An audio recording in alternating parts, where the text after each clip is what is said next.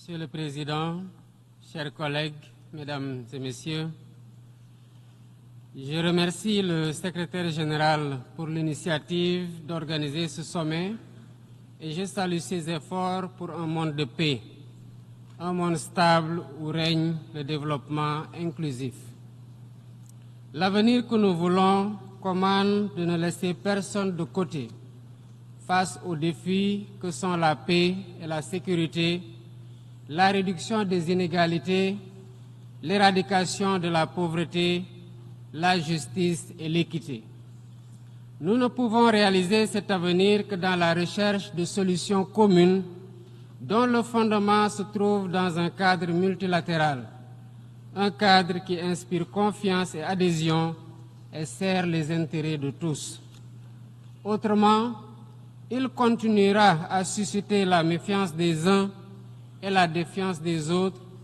et de perdre ainsi la crédibilité et la légitimité attachées à son autorité. À ce propos, j'aimerais partager avec vous 4 observations. Premièrement, il est clair que notre futur ne peut se construire sur le modèle actuel, dominé par les injustices, l'extrême pauvreté qui touche 10% de la population mondiale, les tensions géopolitiques de haute intensité et le réchauffement sans précédent de la planète qui affecte gravement nos pays. Le constat est alarmant et comme le soulignent les rapports du secrétaire général de l'ONU, si les tendances actuelles se maintiennent, 575 millions de personnes vivront encore dans l'extrême pauvreté d'ici 2030, ce qui va entraver davantage tout espoir de développement durable. Et face à cette situation, il est impératif de s'attaquer au cycle infernal de la dette, dont les taux anormalement élevés asphyxient de nombreux pays du Sud. Ce système d'inéquité que souligne le récent rapport de la CNUSED constitue une entrave croissante à la prospérité mondiale,